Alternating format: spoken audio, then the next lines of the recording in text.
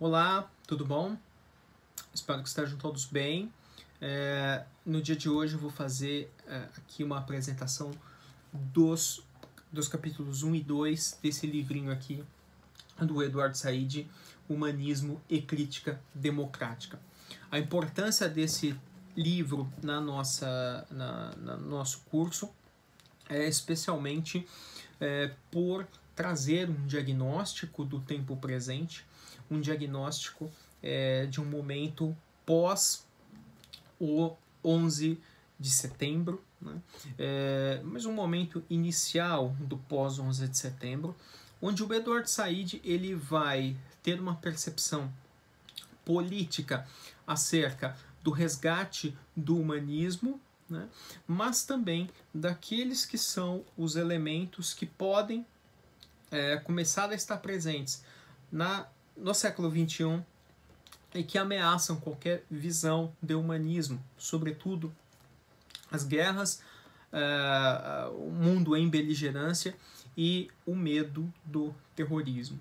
Essa preocupação ela é muito importante porque ela traz ao humanismo não mais a necessidade de ser aquilo que seria a cultura erudita da sociedade ocidental, mas também traz e procura resgatar a noção de que a visão intelectual, a visão erudita, ela é necessária para um mundo em crise. E essa visão necessária, essa imputação de necessidade ao humanismo, faz com que tenha que se repensar os sentidos democráticos das quais as sociedades elas estão caminhando.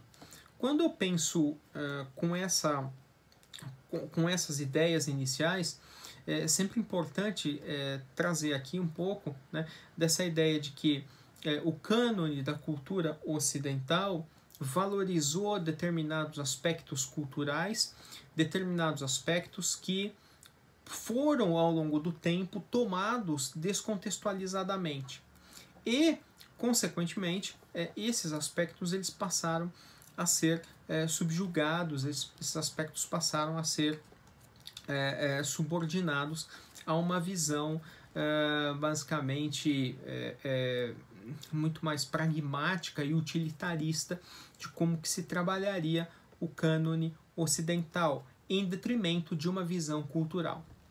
Quando a gente pensa naquele contexto histórico pós 11 de setembro, ou do qual o 11 de setembro inaugura, para o Eduardo Said, ele tem um peso muito maior do que a crise do sistema soviético e a queda do Muro de Berlim no começo dos anos 90. Por quê? Primeiro, porque o 11 de setembro ele coloca não só a divisão ele rompe com aquela divisão bipolar da Guerra Fria, mas ele também coloca em dúvida a saída da democracia liberal universal, ele coloca em dúvida esse consenso liberal, né? E ele faz com que outras questões culturais, elas sejam tomadas como tomadas numa esfera política, né? Ou seja, a relação nós-eles, a cultura humanitária e a cultura do ódio, o Islã versus o Ocidente, né? A ideia de choque de civilizações, tudo isso vai fazer com que exista agora um novo contexto, que talvez seja o contexto do qual a gente se insere, e que é preciso pensar também como que as bases humanistas elas podem ser trabalhadas em torno da construção de uma democracia. Quando o Eduardo Said pensa numa noção de democracia, ele pensa basicamente uma visão que é cosmopolita, uma visão que traz muito mais reconhecimento de culturas diferentes como uma possibilidade de saída para esse anti-humanismo do qual estamos vivendo. Bom, qual seria a origem desse anti-humanismo? Primeiro, é preciso retomar um pouco da polêmica em torno do estruturalismo e do pós-estruturalismo nos anos 60 e 70. Por quê? Essa polêmica ela diz respeito à morte do sujeito. A morte do sujeito que é transformado em um portador da estrutura. Então, basicamente a ideia provém de uma leitura que é feita pelo marxismo estruturalista, do qual se tem a ideia de que o sujeito ele é apenas um portador das estruturas sociais, ele é um portador do modo de produção capitalista. E isso faz, quase consequentemente, que haja uma crise em torno do sujeito. Essa crise do sujeito ela é um elemento muito importante, porque é a partir disso que a gente vai ter não só o caminho para a chamada pós-modernidade, e um pouco da ideia do sujeito contemplativo, um pouco da ideia de um sujeito do qual ele está desconectado das relações do todo e que o sentido da totalidade social faz muito menos, tem muito menos importância no mundo presente. Mas, por outro lado, tem um outro argumento aqui, que é o argumento que o Edward Said resgata. As ciências, sobretudo a ciência norte-americana, e a grande influência norte-americana que temos na nossa construção das ciências sociais a partir dos anos 90, né, e aí no Brasil especialmente a partir dos anos 2000, essa ciência ela é sempre entendida dentro das bases anti-humanistas. Quais bases anti-humanistas? As bases de negação do sujeito, as bases de uma visão, de uma perda de importância do sujeito, ainda que o sujeito ele seja concebido e seja renovado em torno das noções de coletividade. Essa noção ela é fundamental porque faz com que haja nesses sistemas de pensamento uma noção de que o sujeito individual ele tem pouca importância, né? E que os sujeitos eles tenham que ser repensados de modo coletivo. Mas ao pensar esse sujeito de modo coletivo, quase sempre resgata-se esse conflito entre o coletivo e o individual. O sujeito que é pensado na relação de poder, ele é pensado também, muitas vezes, dentro de uma subordinação à relação de poder. Tá? Bom, isso vai fazer com que o Edward Said ele tem que repensar o que seria esse humanismo, né?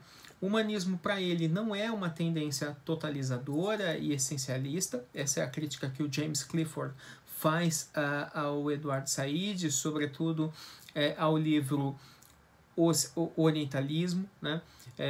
O James Clifford ele vai entender que a perspectiva humanista do Edward Said é uma perspectiva que também é anti-humanista, né?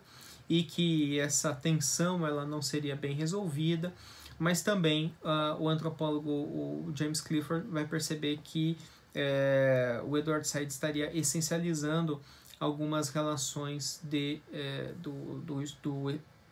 do humanismo. O Edward Said diz que não, e ele aponta que é possível construir um humanismo que seja um humanismo cosmopolita e que tenha uma imbricação muito maior com aquilo que é a construção da cultura ocidental.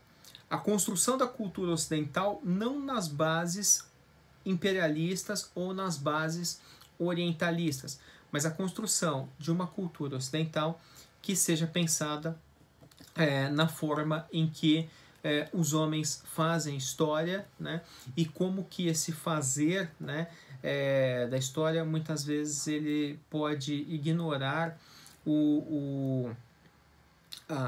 ele pode ignorar causas fortuitas, mas o homem faz a história da forma em que ele conhece o mundo.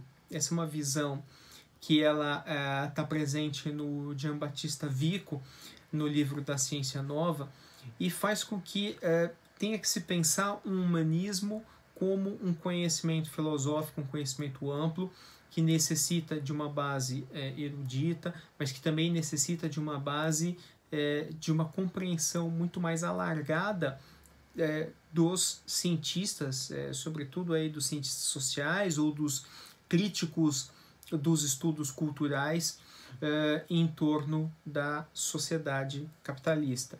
Pois bem, o anti-humanismo está presente bastante naquilo que é o pensamento norte-americano iniciado nos anos 70, e ele traz consigo a ideia de que aquelas novas subjetividades, né, que eram provenientes dos estudos feministas, dos estudos étnicos, das culturas e do pós-colonialismo, das relações em torno do gênero, né? Que tudo isso seria uma deturpação de uma visão, digamos assim, clássica do homem, né? Esse anti-humanismo, a gente às vezes pode ver como que ele está bastante presente ainda na academia, e é claro que nos anos 2010, né, começa a se ter bastante elementos ali para tornar esse anti-humanismo questionável, né? Sobretudo aí com uma retomada das ideias de sujeito, né?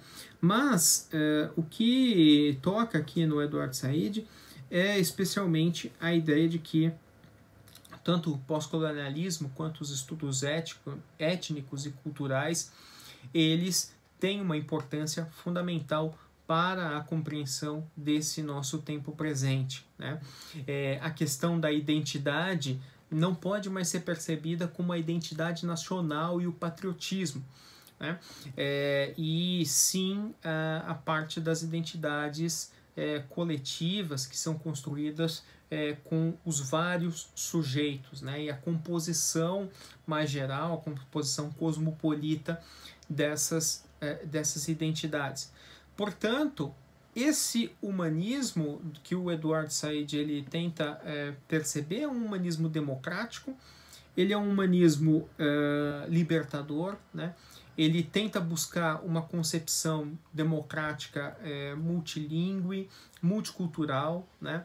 E que trate, basicamente, né, não só de um ponto de vista do pensamento das elites, mas também um pensamento da sociedade, daqueles grupos da não elite, né, dos grupos populares. Então o humanismo ele traz sobretudo aqui a ideia de que há um processo de constante revelação, de descoberta, de autocrítica e de liberação. Quando eu falo autocrítica e liberação, é possível que a gente pense, né, como que a ciência contemporânea, as ciências sociais contemporâneas, elas são autorreflexivas, e isso traz aqui também a ideia de que o humanismo é uma crítica que ele é possível se fazer fora da universidade, porque justamente coloca os indivíduos, aqueles que vão fazer a crítica cultural, a crítica humanista, para além das bases teóricas do cânone universitário, e permite com que eles também trabalhem com as suas visões, as suas experiências de mundo. O Edward Said ele tem então uma visão de que o humanismo ele está relacionado a uma prática de cidadania participativa, né? Ou seja, a cidadania participativa é justamente aquela que permite com que as pessoas possam se tornar cidadãos, mas não só pelo reconhecimento da cidadania via Estado, mas também de uma cidadania ativa e participativa, né, dada pela própria organização, pela liberdade de organização dos indivíduos, o que pode resultar aí em movimentos sociais, em diversos coletivos e visões de emancipação que são muitas vezes, podem ser muitas vezes contraditórias entre si, né? Podem não revelar um único norte, um único mote de saída, né? Mas que traz então diversas outras visões desse grande cosmos mundial, né? E isso é interessante porque faz com que a filosofia ela tenha que sempre reperceber, né, aqueles que são os seus pontos de análise, os seus pontos de saída e como que o humanismo ele pode trazer um sentido epistemológico mais complexo para o mundo.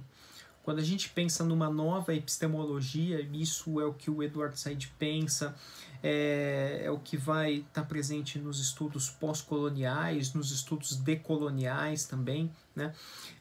A gente sempre pensa numa epistemologia que ela seja plural, ou seja, não há apenas a forma eurocêntrica de conhecimento da realidade social, da filosofia. Há sim também outras formas, outras visões, outras epistemologias que devem ser repensadas. Esse conceito, por exemplo, a gente encontra muito presente naquilo que o Boaventura de Sousa Santos chamou de epistemologias do Sul, ou seja, uma visão que ela pode ser desconectada do Norte, né? Ou seja, pensar o Sul sem necessariamente pensar o Norte global, e, a partir disso, pensar naqueles grupos, naquelas coletividades, naqueles sujeitos que estão para além das epistemologias convencionais. Quando a gente pensa isso, a gente sempre tem que tomar um pouco de cuidado quanto àquela ideia, né, aquela contradição entre civilização e barbárie, porque a noção de civilização parece, nesse sentido, ser uma noção um tanto quanto rígida, assim como a noção de barbárie, né? Mas talvez a noção de civilização ela possa ser ampliada em termos dos seus vários conhecimentos, e a noção de barbárie ela também tenha que ser atualizada, sobretudo percebendo diversas outras violências que vão sendo percebidas e geradas dentro das sociedades contemporâneas. E isso traz, então, um ponto extremamente importante para a gente compreender o nosso tempo presente, que é a ideia de como que a gente pode, então, fomentar um novo humanismo, né? Essa ideia de fomentar um novo humanismo passa na superação, ela tenta superar, então, aquelas grandes identidades nacionais que vão construir no século XX não só conflitos coloniais, mas também vão, antes disso, né, fomentar ali a ascensão de regimes fascistas e de regimes totalitários. Isso dá um pouco a ideia de que essa noção nacionalista, né, que não permitiria uma homogeneidade cultural, que só permitiria uma homogeneidade cultural e não uma heterogeneidade, ela tenha que ser pensado naquilo que são os espaços nacionais e os espaços pós-nacionais que iniciam-se nos anos 60, mas que, sobretudo, vão estar presentes nos anos 2000, né, quando a gente vai ter novos espaços que ultrapassem um pouco daquilo que são os estados nacionais. Entretanto, o que nesses últimos anos, e aí eu falo pelo menos nos últimos 4 anos, tem sido bastante percebido, é uma retomada desses nacionalismos, uma retomada de determinados extremismos em contraposição a essa visão mais ampla, mais democrática. E isso também traz a ideia de que aqueles elementos do passado ainda não estão resolvidos. Quando eu falo de elementos do passado que ainda não estão resolvidos, a gente consegue pensar basicamente naquilo que é uma vingança, eu diria assim, uma vingança do passado em detrimento de liberdades do tempo presente. Basicamente, a gente tem uma ideia de que o humanismo ele pode ser uma compreensão linguística, ele pode ser uma compreensão multicultural, mas ele também faz com que haja um desafio ao tempo presente, que não é só um desafio de imaginar determinadas utopias, mas é também de construí-las no cotidiano, de construí-las na prática humanista. E isso, então, traz um ponto de partida, que é o ponto de partida para a compreensão da linguagem e o espaço como essa linguagem ela vai se manifestar ao longo de todo o mundo. Né? A ideia mais importante aqui é de que a cultura ela não é só um discurso erudito, mas ela é também uma forma de perceber aquilo que são questões não resolvidas e que se ramificam e reelaboram a própria cultura. É isso. Próximo vídeo eu vou fazer então um comentário aqui sobre o capítulo 2.